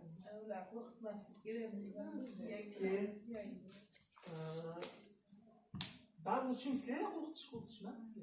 5 ta taqdimot o'tasiz, agar siz ozgina vaqt qolgan bo'lsangiz, qachondir? 1 yilda o'tasiz balki. Masalan, bizga men bo'lib ketgan bo'lsa kerak. Chunki kuniga 5 ta o'tgan paytlarimiz bo'lgan. 6 talar charchab qolaydi yurib. Taqdimot o'tib. Hozir bo'lganingizga qancha? 1,5 yildan oshdi. 5 ta taqdimot ichidan 100 ta hamkor tug'ilsa, sizga doimiy passiv dahot deb aytamiz-da. Qarang, bitta lider o'rtacha sizga $300 dan $500 gacha pul olib keladi. Oyga. Bitta lidersiz. Sizga agar doimiy daromad kelib turmoqchi bo'lsa, liderlaringizni ko'paytirishingiz kerak. Mana shu 100 ta hamkordan siz bir marta o'sha pul olgansiz. Agar ichida lider yo'q bo'lsa, ichida $300 ni o'zingiz topasiz. Chunki mana shu 100 ta ichida faqat o'zingiz lidersiz. Tushunasizmi? Hamma uchun ishlaydi. O'zingiz taqdimot o'tasiz, o'zingiz sistema qilasiz, o'zingiz yugurasiz. Faqat o'zingiz o'sha $300 topasiz. Xuddi boyagi maktabdan qayerdadir xuddi oylik olganda $300 o'zingiz topasiz. Lekin komanda nechta desa 300 ta, 400 ta deb olasiz. Lideringiz qancha ko'p bo'lsa, oyma shuncha pul ko'p bo'ladi. Iste'molchilardan chiqib turadi baribir anavi piyli mahsulotlar. U chiqayotgan pul 100 ming, 200 ming iste'molchilar chiqayotgan pul. Yani katta pul aytamiz. 100 ming dollar oldingizga maqsad qo'ying sizga. Iste'molchilar 100 ming dollar pul keladi. Komandangiz 1000 ta bo'lsa ham sizda lider yo'qmi? 300 dollar olasiz, aytib qo'yay. Komandangiz shuncha aytamiz. Sonidan emas, liderlar sonidan pul keladi sizga. Komandangiz katta ko'pligidan emas, qancha lideringiz ko'p bo'lsa shuncha ko'p pul keladi. 100 ta lideringiz bo'ladimi? 1000 ta lideringiz bo'ladimi? Yoki masalan 2000 ta hamkoringiz bo'lsa 3 ta lider bo'ladimi? Hamkorlar sonidan emas, agar faqat o'zingiz lideringiz bo'lsa, faqat o'sha o'zingiz 300, 400, 500 dollar o'zingiz topasiz, lekin mehnat qilib charchab. Keyin bundan ham charchaysiz, Greenleaf'dan. Shuning uchun bor e'tiborni lider tayyorlashga qaratish kerak. Lider tayyorlashchi odam o'zi oldin lider bo'lishi kerak. Lider bo'lmasdan turib lider tayyorlab bo'lmaydi hech qachon. Lekin lider bo'lmasdan turib lider odam hamkor qila olmaysiz. Chunki hali o'zi hech qanaqa lider emassiz, qanaqa lider odamni siz ortingizda ergashadi. Kecha shuni misol qilib keltirdim. Ikkita qo'shni masalan meni taklif qilyapti. Bittasi liderlik qobiliyati bor, bittasi oddiy uy bekasi, uydan chiqmagan, iste'molchi bo'lib qolgan odam. Qaysi birini tanlayman? Liderni tanlayman. Chunki o'sha bilan muvaffaqiyat qozonishim mumkin. Xuddi shunday o'zingiz ham lider bo'lib boraversangiz, kamingizga ham shunaqa shakllanib lider odamlar kelaveradi o'zi, tanlaydi. Agar o'sha hamkor sizga yo'q degan javobni beryaptimi, demak o'sha odam xafa bo'lishga hojati yo'q, demak sizda bilan muvaffaqiyat qozonish ko'z yetmayapti. Ko'z yetmayapti. Ya bo'lmasa faqat shu emas sababi, boshqa sabablar bo'lishi mumkin. Ya bo'lmasa korporatsiyaga ishonmaydi, yo puli bo'lmaydi. Aynan siz bilan ishonmaganligi uchun demoqchi emasman. Bu ham bitta variant. Bu ham bitta variant qo'shilmaslikda. Chunki bizda bittasi bo'luvdi, hamkor bo'lgan, singlisi opasiga bo'lmasa boshqa komandaga tushuvdi. Nima opang tayinli tushmadi deganimizda, opam bilan muvaffaqiyat qozonishga ishonmayman. Opam juda ham nima deydi? Kam gap, so'z, qo'ldan kelmaydigan bo'ldi. Bundan qo'shnilar bilan ishlagan yaxshi deydi. Chunki opasi kerak bo'lsa, iloji yo'q, biznes tufayli opadan ham shunaqa bo'lib ketishi mumkin. Shuning uchun sizga ketishi mumkin. Endi mana siz bo'lsangiz, boya aytdim-ku, kamida 100 ta 200 ta bo'lyaptimi, lideringiz yo'qmi demasa katta pul kelmaydi.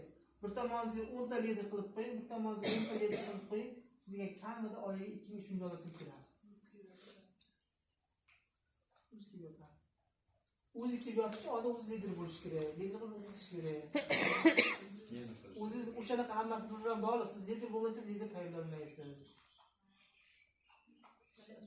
Ishlash kerak. Boshqa nima qilamiz? Gapirib pul olsak zo'r-ku. Og'ir mehnat qilmasak. Yana savobli, tufayli qancha odamni ongi ortilsa, hayot o'zgarsa, psixologik tomondan ham, pul tomondan ham siz o'sha sabab chiqib tursangiz. Bunday degan gap bor-da. So'zni siz ayta olmayman-ku. Xalqning ichida yurib haqqa borish eng savobli ish ekan-da. Tushunabsan gapni? Xalqning ichida turib haqqa borish, ya'ni Allohga borish. Chunki hamma vaziyatni ko'radi, haq ichida, haqlikka ham nohaqlikka. Ya'ni demoqchi bo'lgan xalqning ichida turib Alloh yo'lida xizmat qilish odamlarga. Qiyinchiligidan o'tadi baribir o'sha odamlar bilan munosabat. Hamma qanaqa tushunsa har xil. Men boshqacha, sizniki boshqacha. Ha. Nima tushundingizlar? Liderlaringizning soniga qarab sizlar oyiga daromad topasizlar. Masalan, Rodo ustozniki masalan kamidasi 13 ming ta bo'lsa, 13 ming ta ichida 100 ta 200 ta lideri bor, 100 ta 200 ta ichida pul keladi. Yulduz ustozlar, ustoz bo'lsa ustoz biza shakllantirib liderlar. Qancha lider ko'p bo'lsa, shuncha ko'p pul keladi. Shuning uchun lider ko'paytiringlar, lider ko'paytirish uchun boyagi lider bo'lib duplikatsiya qilib olinglar. Shunday bo'ladi ham. Shunaqa. Lider tayyorlash uchun oldin hamkor ko'paytirish kerak. Hamkor ko'paytirish uchun ta'limot ko'paytirish kerak. Ta'limot ko'paytirish uchun ta'limot ko'paytirish kerak. Hammasi bir-biriga bog'liq. 3 ta odamga aytib turib boyagi yo'lda mani tushunmas ekan desangiz bunaqa pul keladi.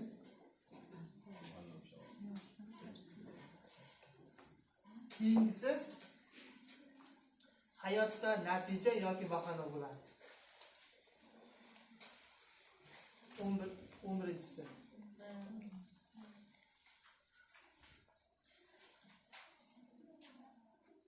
Bunda ham xuddi o'ziga javob yozib qo'yibdi.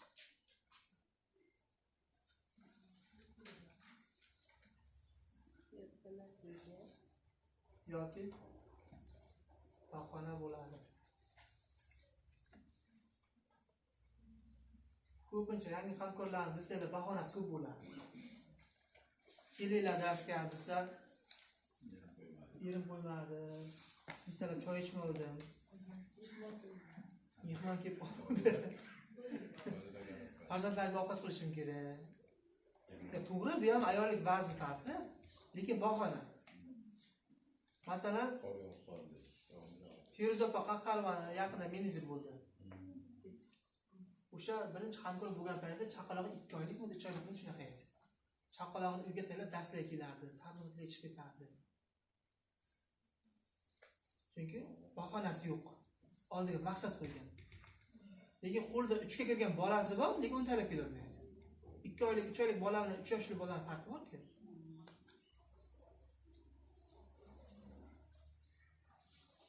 To'g'rimi? Ko'p odamlar o'shanaqa taqdirda o'tishni o'rganayotsa bahona, uzoq desa bahona.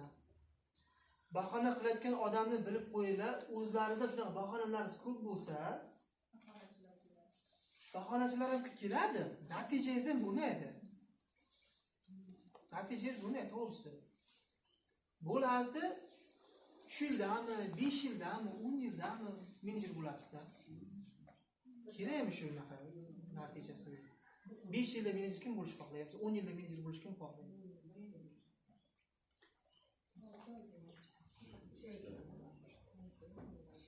Shuning uchun bahonalaringizni ko'paytirmang. O'zi maqsadi bo'lgan odam bahonasi ham bo'lmaydi.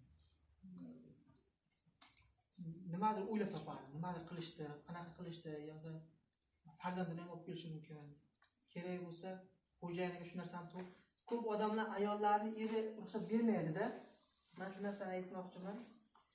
Erlaringiz nima uchun ruxsat bermaydi? Erlaringiz sizlarga ishonmaganligi uchun ruxsat bermaydi. Qaysi tomondan ishonmaydi? Siz muvaffaqiyat qozona olmasliklaringizni bilganligi uchun ishonmaydi. Bunaqa yomon yo'lga ketib ketganligida ishonish emas bu yoqda. Sizni qo'lingizdan kelmasligini bilganligi uchun ishonmaydi. Tinch o'tirsin undan ko'ra deydi. Bu ochiq gap. Erkaklarni aytayotgan gapi. Sizlarga yo'q deyaptimi? Demak, sizlar ishonmaysiz shunaqa narsa qilib keta olishlaringizni. Keyin aytinglar. O'zlaringizga ishonsanglar, ha? Menga ruxsat bering.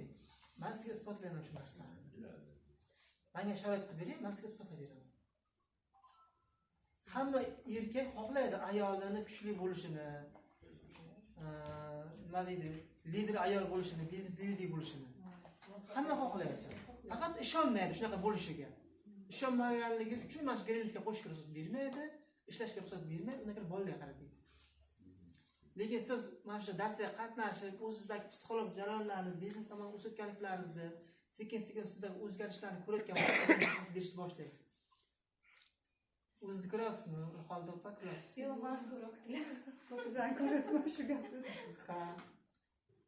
Boshdan kimlardan Tushundingiz, nima demak? Hayotda natija yoki bahona bo'ladi degan gap. Yetkazib qo'yasizlar o'zlaringiz.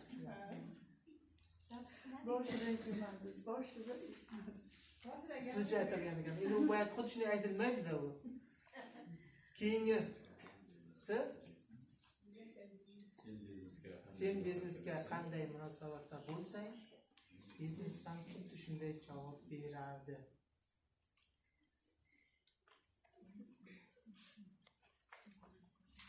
Keyin va tortish qonunida borda, agar o'zingiz shunaqalar ham bor, ustozini qiynab hamkor bo'lganlar bo'ladi. 1 yildan hamkor bo'lmay yurib hamkor bo'ladi. Shunaqa hamkor bo'lsangiz, komandangizga ham shunaqa hamkorlik keladi. Shunaqa qiynalib hamkor qilasiz. Shunaqa qilasiz. Agar darrov zo'r ekanligida birdan hamkor bo'lgan bo'lsangiz, komandangizga shunaqa to'ppa bajarib keladigan hamkorlik keladi. O'zingiz boshdan negativ, har doim ustozingizni qiynaydigan shogird bo'lsangiz, komandangizga shunaqa doim savol ko'p bo'lgan, negativ komanda keladi. Birimiz o'shanday bo'lamiz, ustoz. Birimiz o'shanday komanda qilamiz. Bir-bir bo'ladimi endi, bilmadim endi. Agar Bora yaxshi bo'lib ketadi. boshida shunaqa bo'lib turib, keyin ongiz ochilib ketadi-ku. Ongiz ochilavergan sari komandangiz ham ongiz ochilib turaveradi, doim emas. Qarang, men Siz singlim, o'zgarsangiz, komandangiz o'zgaradi. singlim opam bo'lgandilar, birdan bo'lyapti. Shunday borgan opam meni keyin bo'laman dedi. Menga opam bu degani bo'lmadi. Haqiqatan hozir men 3 ta odamim tayyor bo'laman, Dilfuzjon sizga bo'laman dedi. Pulingiz bor, kopking yangajon desam, kutib turing-da dedi, ketib qoladi. Turibdi hali ham. Qani o'shani rejaga kiritib qo'ying-da, o'sha odamlarni. Yangi takliflar chiqarish kerak. Ko'plarning xatosi kutib qolishi. To'lov qilaman degan odamni kutib qolishi. Yangisiga o'tib turish kerakda. So'rash kerak keyin sanasini. Bo'laman desa qachon? 4 kundan keyin dedim, bir haftadan keyin dedim, o'sha daftarga rejaga kiritib qo'ying. O'sha ismli odam o'sha kuni hamkor bo'ladi deb yozib qo'ying-da. O'sha kuni telefon qiling. O'sha kun deb aytding, qachon bo'lasan? Bo'lasan bugun deb turib. Kuzatuvga qo'yib qo'yish kerak. O'sha reja o'sha o'zi. Balki 80% reja dedik-ku. 90 kunlik reja. Komandan kim qanaqa javob bergan bo'lsa, o'sha qaysi sanada hamkor bo'laman degan bo'lsa, o'sha qo'lov qilaman degan bo'lsa, o'sha sanani yozib, o'sha kuni o'sha ishga telefon qilish kerak. Nima bo'ladi? Yo bir kun oldin ertaga to'lov qilasanmi, ertaga to'lov qilaman deb turib. Sen biznesga qanday munosabatda bo'lsang, biznes ham xuddi shunday javob beradi degani. Siz biznesga, mana shu Greenleafga, biznes deganda Greenleaf tushuna olasizlar. Greenleafga qancha energiya sarflasalaringiz, qancha vaqt ajratsalaringiz, xuddi shunaqa daromad beradi. Ya masalan, xuddi shunaqa javob beradi. Greenleafga masalan ba'zi ishlaydi, maktabda yoqda ishlaydida, buni qo'shimcha qilib qo'yadi. Greenleafdan qo'shimcha pul olasiz. Masalan, maktab asosiy ishingiz maktab. Ko'plar masalan shunaqalar ham bor-da. Buni kamar qilib qo'yay deydi. Qo'shimcha. Bu Greenleaf. Qisqacha yozib ketaveramiz. Yo'q, mana qo'shimcha deb yozing.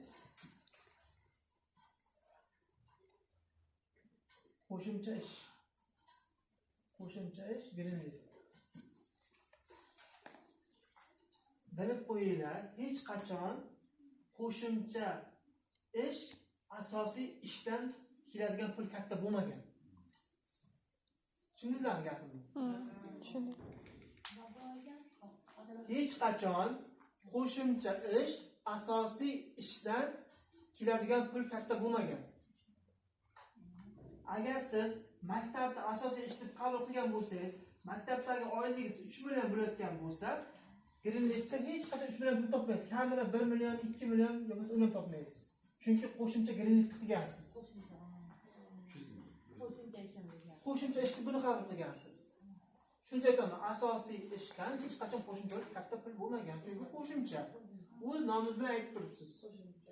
Qachonki Greenleafda asosiy qilib maktabda qo'shimcha qilsangiz, Greenleafda ko'proq pul topasiz, maktabdan kamroq pul topasiz. Teskarisi. Shuning uchun imkon qadar oldin o'zingiz aniqlab olasizlar. Kecha aytdim yana. Bu yoqqa nimaga qo'shilmoqchisizlar? Asosiy daromad nima? Tahsil dahodmi? Maktabnikini qisqartiringlar. Maktab o'zi umumiy, hamma ishda. Lekin o'shani ham tushunib qilinglar. Menga ustozim aytuvdi, qisqartirdim. Ishdan bo'shatib aytuvdi, hech narsa bo'lmadi-ku. Shunday. Nimaga qilayotganliklaringizni bilib, anglab qilish kerak, eng asosiysi. Keyin boyagi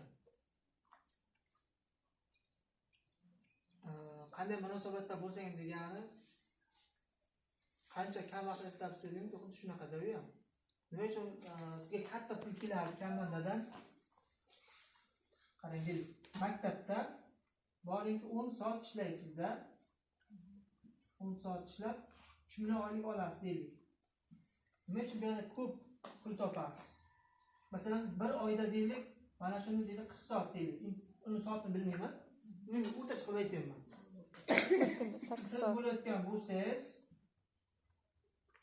komandangiz ketgan. Nimani evaziga siz kattaroq pul topasiz? Granitnikidan. Masalan 100 ta 200 ta komanda bo'lib ketdi. Siz deylik granitga 3 soat, 4 soat vaqt ajratyapsiz bir kunda.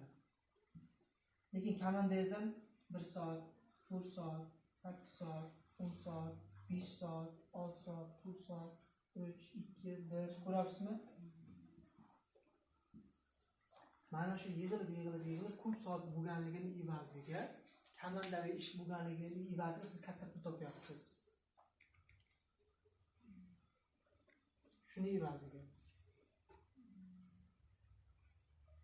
Ya'ni bu yerda qilgan ishingizga qarab pul topasiz. Bu yerda ham boshqa qilgan ishingizga qarab topasiz. O'z komanda shakllangandan keyin siz qilib qo'ygan mehnatingiz evaziga bu yerda pul topasiz. Avval. Keyin boya ozaki tushuntirib ketdim. Emblem sohasida birinchi yili komanda qilishimda nima deydi? 8 oyoqlab yugurishingiz kerak. Birinchi yili. Immunitga juda katta saqlashingiz kerak. To'g'risi. Davlat ishida aytdimki, 8 soat ishlaysiz, lekin 10 soat yoki 30 yil ishlaysiz maktabdan yoki qanaqadir ishdan pensiyaga chiqish uchun dedimki, kelinlikda ham ishlaysiz 3 yil, lekin ko'proq, ya'ni kuniga 5 soat emas, 20 yil, 20 soat, 18 soat fikr doirasi faqat shu kelinlikda bo'lishi kerak. Munosabatingiz kelinlikka nisbatan ko'proq bo'lishi kerak vaqtda. Shuni evaziga siz 3 yilda erishasiz. Maktabda 30 yilga erishganingizni 3 yilda erishasiz. Faqat maktabda qolmang ular. Ha, boshqa umumiy har qanaqa tashkilot. Hamma tashkilot. Hamma tashkilot. Har qanaqa ish. Gollar bo'ladi, gorslik bo'ladi. Tashkilotlar ko'p-ku. Uy bekalarga ham aytib o'ting. Mana Uy bekalarga ham aytib qo'ying. Uy bekalarga imkoniyat juda zo'r. Uy bekalari ham mana shu vaqtda ajratadi. Uy bekalari ham ularni 24 soat vaqt qoladi. Nega vaqtim yo'q dedi. Boyagi bahonasi. Bolalarga qarashda Prosta vaqtlar o'tib ketadi. Masalan, 1 yildagi 1000 necha kun bor? 1 yildagi 3 yildagichi 1000 qancha bo'ladi? 3 yildagi.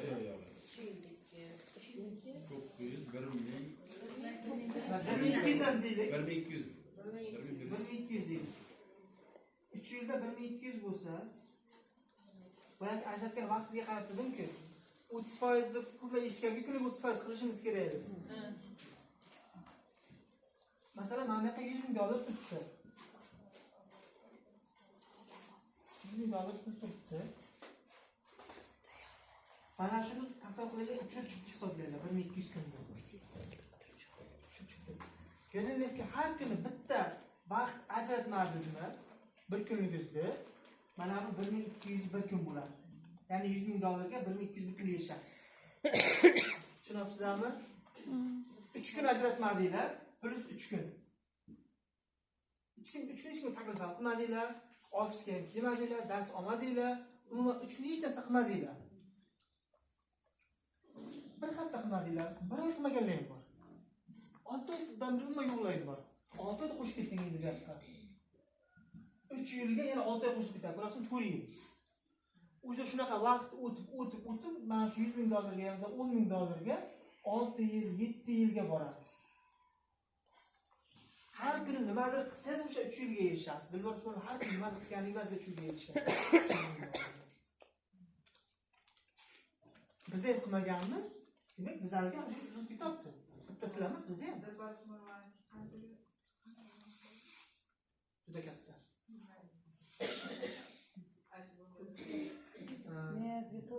Mezga sig'maydi. Ana 100,000 deganni 2 ga ko'paytiramiz.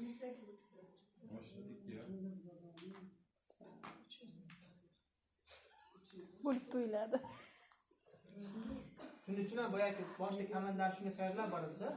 Birdan katta bo'lgan vaqt ketmasin. Bitta shunday biz birinchi hamkor bo'lgan vaqtimiz Dilbar Usmonovga 50 ming deb aytardik-da. O'sha vaqt shuni hisobga olsa kerak-da. Direktor 1 yulduzmidi? Keyin opaga prezentatsiya kuzatuvda shunaqa deb aytsak, uncha pul kerak emas, u pulni ham olib ol dedi. Uncha pulni nima qilaman, kerak emas menga dedi. Javob berish lozim. Siz ham mana bunaqa dedingiz, siz ham shunaqa ishlasangiz, shunaqa natijaga erishishingiz mumkin. Hamkor bo'ling, eshitamiz, bunaqa gaplarni eshitib turibman. Menga uncha pul kerak emas dedi. Hamkor bo'lmadi o'sha vaqt. Uni javob berish. Uncha pulni nima qilaman degansiz. Shuning uchun kezi kelganda takliflarga ustozlarning katta daromad olayotgan pullarini aytmanglar. Ishonmaydi. Bitta Chiroqchil akaga shunaqa taqdimot o'tib turib, ustoz oyiga 200 million 300 million topadi, hali kamroq aytdimman. Desam, o'zing ishonasizlar shu gapga dedi. Chunki oylik bilan chiqib bo'lmaydi-da. Shuning uchun aytilyapti, bundan keyin katta ustozlarni olayotgan daromadini aytmanglar takliflarga. Mashinka chiqarib yuboradilar. Mana buni tushundingizlar. Pullik nimadir qilmasanglar bu vaqt cho'zilib ketaveradi. 3 yil, 4 yil, 5 yil, 6 yil. O'zlaringizga ziyon. Biznesga qanday munosabatda bo'lsalaringiz, просто biznes shunaqa javob beradi sizga. Shu. G'oyibidan bo'lmaydi ustoz. G'oyibidan bunday degan. Alloh dedi, so'raganingni emas dedi, arzitganingni beraman dedi. Arziganingni. Bo'lmaydi, bir bo'lib ketadi. Bo'lib ketadi. O'sha arzitmani qisqas grinivka. G'oyib uchun ham harakat qilish kerak. G'oyibdan kelish uchun grinivka nimadir qilgan bo'lishingiz kerak-da, arzitadingiz, grinivka beradingiz. G'oyibda so'rash uchun 30% qilish kerak. 30% deymiz-ki, g'oyibidan berish uchun 30% qilishingiz kerak. 30% ba'zan 70 so'rab. Shunday. Endi 13 qonunni. 13 qonunni o'zlari yozasizlar o'zlaringizga. Endi bog'bon psixologiyasi. Bog'bon o'tamiz. Bog'bon o'tamiz. Ertaga keyin doimiylikni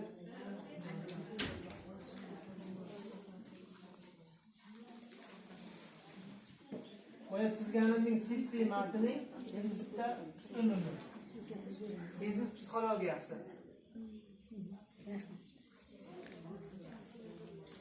Biznes psixologiyasi. Biznes psixologiyaning birinchisi bog'bon psixologiyasi.